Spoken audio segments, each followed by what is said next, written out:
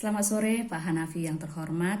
Salam dari saya Lara Desma. Saya adalah salah seorang mahasiswi Fakultas Ilmu Budaya jurusan Linguistik Universitas Sumatera Utara. Di sini saya akan menyampaikan tugas psikolinguistik saya, yaitu mengenai pemerolehan bahasa kedua. Teori pemerolehan bahasa kedua yang ingin saya utarakan pada saat ini yaitu yang dikembangkan oleh Stephen Krashen pada tahun 1982. Menurut Stephen Krashen, ada 5 hipotesis utama yang ingin diperkenalkannya. Yang pertama yaitu hipotesis pemerolehan pembelajaran bahasa. Yang kedua yaitu hipotesis tatanan atau susunan alami. Yang ketiga hipotesis monitor. Keempat hipotesis input. Dan yang terakhir adalah hipotesis filter afektif. Mari kita melihat perbedaan dari kelima hipotesis ini. Hipotesis yang pertama yaitu hipotesis pemerolehan dan pembelajaran bahasa. Menurut Stephen Krashen, ada 2 bentuk dari pengembangan bahasa kedua, yaitu satu, pemerolehan bahasa, dan yang kedua adalah pembelajaran bahasa. Pemerolehan bahasa dan pembelajaran bahasa adalah 2 hal yang berbeda. Yang pertama, pemerolehan bahasa.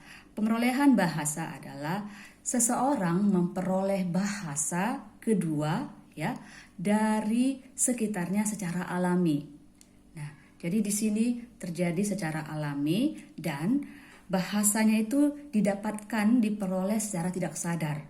Nah, bahasa yang digunakan hanya untuk berkomunikasi. Sehingga dalam pemerolehan bahasa tersebut juga nantinya akan dapat menghasilkan kalimat-kalimat yang nantinya sesuai dengan kaidah bahasa tersebut.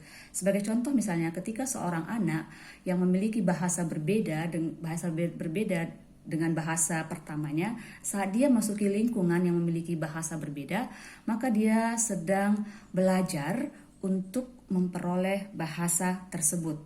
Ketika dia memperoleh itu, dia melakukan secara tidak sadar. Nah, ketika dia berkomunikasi dengan orang-orang atau masyarakat di sekitar itu, nah pemerolehan bahasanya itu dilakukan hanya untuk berkomunikasi. Nah, sehingga kalimat-kalimat yang diucapkannya itu pun adalah kalimat sederhana, tetapi nantinya akan seiring dengan waktu, kalimat-kalimat itu akan membentuk kalimat yang sesuai dengan kaidah bahasa tersebut. Nah, yang berikutnya itu pembelajaran bahasa. Pembelajaran bahasa berbeda dengan pemerolehan bahasa. Jika sebelumnya pemerolehan bahasa itu didapatkan secara alami dan secara tidak sadar, nah pembelajaran bahasa dilakukan secara sadar dan tidak secara alami. Hal ini dilakukan karena untuk mengetahui aturan atau kaidah dari bahasa tersebut. Sehingga dengan dia mempelajarinya secara sadar, dia ingin mengetahui bukan hanya kaidahnya, tapi juga dapat mempraktekkannya dan membicarakannya secara benar sesuai dengan kaidah bahasa tersebut. Nah, hipotesis ini menurut Krashen sangat berguna, bukan hanya kepada anak-anak, tetapi juga kepada orang dewasa. Hipotesis belajar ini menyatakan bahwa orang dewasa juga dapat memperoleh bahkan belajar bahasa. Kemampuan untuk memperoleh bahasa bukan terjadi ketika anak-anak saja, tapi juga pada orang dewasa. Itulah hipotesis yang pertama. Hipotesis yang kedua yaitu hipotesis tatanan alami atau struktur alami.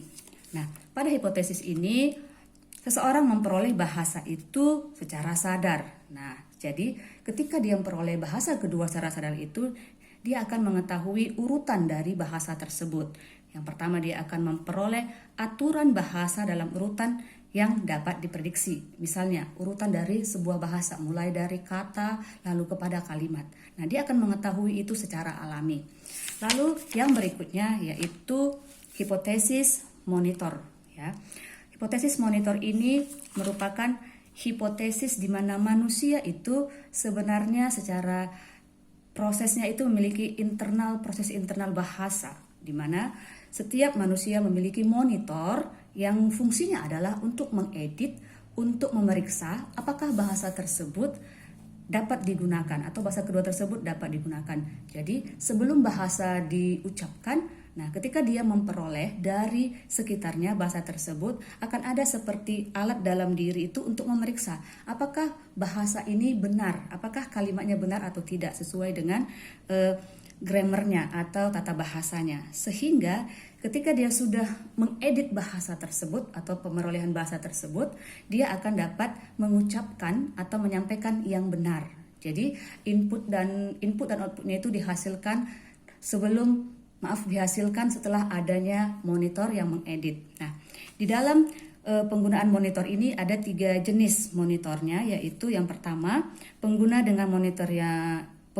monitor over users, di mana di sini adalah pengguna yang bahasa yang telah dia dapatkan itu dia akan memeriksanya terus menerus. Jadi dia akan terus menerus memeriksa bahasa tersebut lalu akan diucapkannya.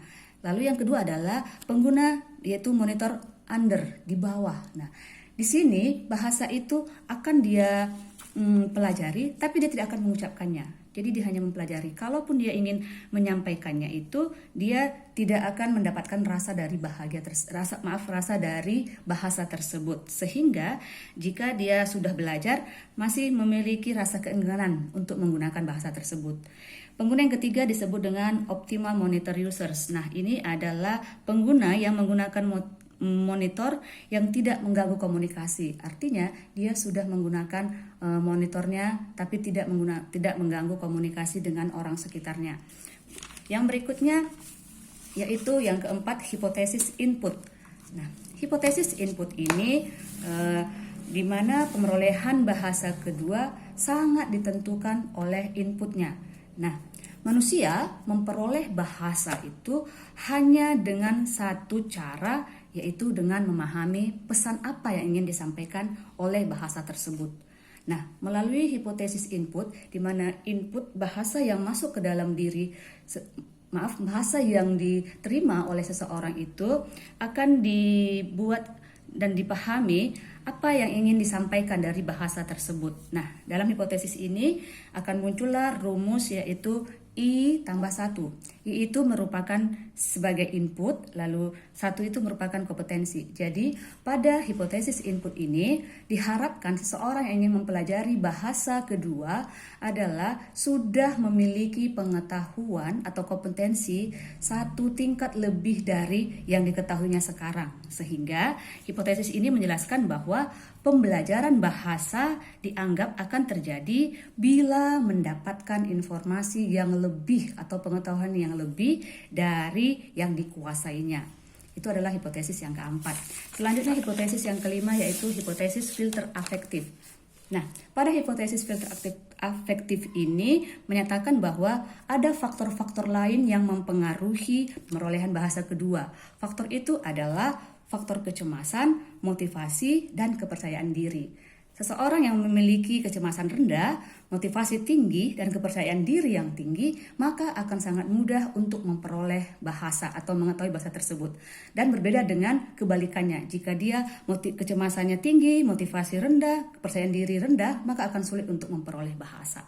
Nah, dari semua hipotesis ini, Krasen juga menyebutkan bahwa ada 3 faktor yang menentukan bagaimana pemerolehan bahasa tersebut. Faktor yang pertama yaitu expose. Nah, di sini expose adalah bagaimana faktor lingkungan itu mempengaruhi seseorang untuk memperoleh bahasa kedua. Nah, jika dia lama tinggal di daerah atau wilayah yang ingin bahasa dia pelajari itu, maka itu akan sangat membantu dia untuk dapat mengetahui bahasa. Lalu faktor yang kedua adalah faktor umur. Nah, umur juga mempengaruhi dalam pemerolehan bahasa. Nah, pada orang dewasa biasanya akan lebih cepat untuk mempelajari bahasa. Nah, tetapi bagi anak-anak yang lebih muda mungkin akan lebih sulit. Tetapi jika anak-anak yang lebih muda itu dari kecil sudah mulai belajar bahasa kedua, maka dia akan lebih gampang untuk mahir pada bahasa kedua ini dan lebih cepat. Lalu yang ketiga adalah faktor akulturasi. Nah, budaya juga mempengaruhi bahasa. Ketika budaya kita kuasai, kita cintai, maka kita akan dengan gampang untuk mencintai bahasa tersebut dan mempelajari bahasa kedua tersebut. Demikian yang bisa saya sampaikan. Saya mohon maaf atas kekurangannya. Terima kasih, Pak.